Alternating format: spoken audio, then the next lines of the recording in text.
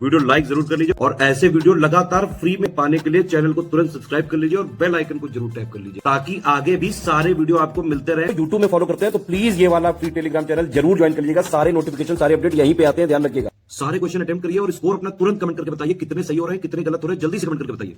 मेरा नाम है वैभव और आप लोग देख रहे हैं UPPSC best online coaching YouTube channel. दोस्तों यहाँ पर हम लोग बात कर रहे हैं इंडियन हिस्ट्री की, और वो भी एक क्विक रिवीजन सीरीज के माध्यम से।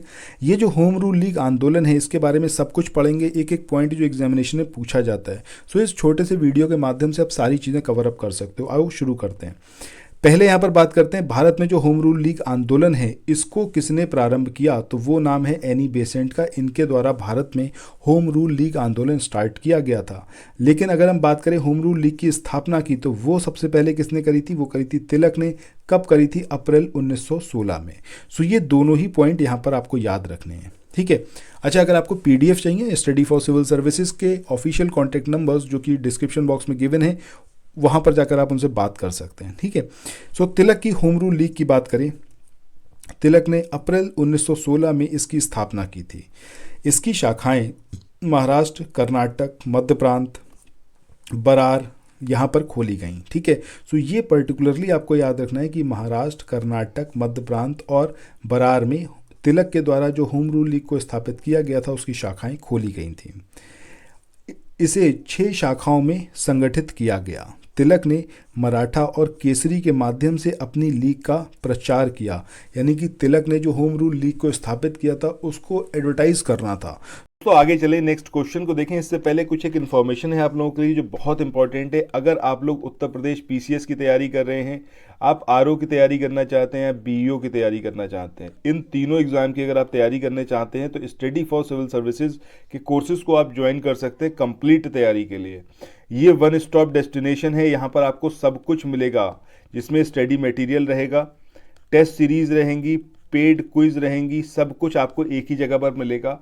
और ये सब कुछ सफिशिएंट होगा आपके एग्जाम को क्रैक करने के लिए, एग्जाम को निकालने के लिए। लेटेस्ट ग्रुप स्टार्ट हो चुके हैं और उन ग्रुप में आपको एडमिशन लेने के लिए सिंपली जो ये नंबर मैं आपकी स्क्रीन पर लिख रहा हूँ, इन नंबर्स पर आप कॉल कर सकते हैं। 8564880530 इस नंबर पर आप संपर्क कर सकते हैं। इसके अलावा 9696066089 इस नंबर पर कांटेक्ट कर सकते हैं, या फिर आप 7523864455 इन तीनों में से किसी भी नंबर पर कॉल करके आप हमसे संपर्क कर सकते हैं और ये लेटेस्ट ग्रुप जो है इसमें आप एडमिशन ले सकते हैं।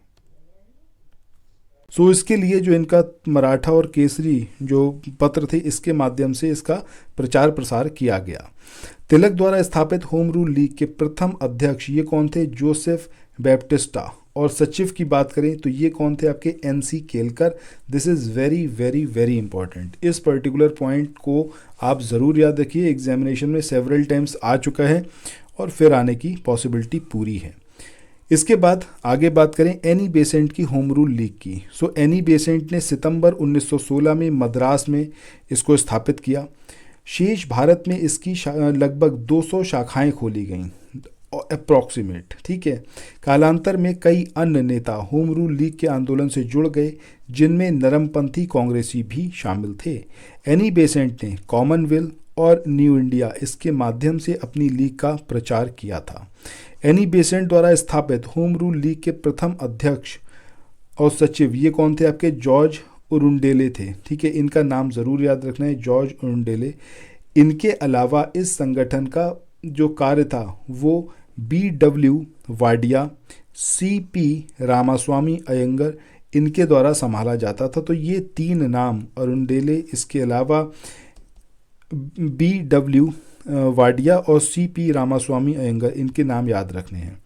होम रूल आंदोलन की व्याख्या 2 जनवरी 1914 को अपने पत्र कॉमनवेल्थ इसमें एनी बेसेंट ने की थी, जिसमें ब्रिटिश राष्ट्रमंडल के अंतर्गत स्वशासन के उद्देश्य को ध्यान में रखकर धार्मिक स्वतंत्रता, राष्ट्रीय शिक्षा और सामाजिक और राजनीतिक सुधारों को आधारभूत कार्यक्रम बनाया गया। भारत में यह जो आंदोलन था ये प्रथम विश्व युद्ध के दौरान काफ़ी लोकप्रिय रहा था। इसके बाद थियोसॉफिकल सोसाइटी की बात करें तो इसकी स्थापना 1875 में की गई। कहाँ पर, अमेरिका में, मैडम ब्लडवेस्की और कर्नल अलकार्ट के द्वारा। और एनी बेसेंट 1889 ईस्वी में इसकी सदस्य बनी थी। सो एग्जामिनेशन में आपसे पूछा जा सकता है क्या थियोसॉफिकल सोसाइटी की मेंबर थी एनी बेसेंट, या फिर तिलक जो थे वो इसके मेंबर थे। तो तिलक के बारे में आपको याद रखना है कि वो इसके मेंबर नहीं थे, जबकि एनी बेसेंट की बात करें तो वो इसकी मेंबर थी। इसके बाद बेसेंट की जो लीग थी, इसके संगठन मंत्री जॉर्ज उरुंडेले, इन्होंने लीग के हर सदस्य से कहा था कि वह लखनऊ अधिवेशन में शामिल होने की हर संभव कोशिश करें। ठीक है, सो ये सारी चीज़ें हैं किसके बारे में, होम रूल लीग के बारे में। छोटा सा टॉपिक है बट यहाँ से क्वेश्चन पूछ लिया जाता है, सो इसको आप लोग ज़रूर याद रखें। ठीक है, सो इसी के साथ आज के इस वाले सेशन को एंड करते हैं। मिलते हैं नेक्स्ट वीडियो में, तब तक प्लेलिस्ट में जाकर प्रीवियस वीडियोज़ को ज़रूर देखें। Thanks for watching, have a nice day, bye bye.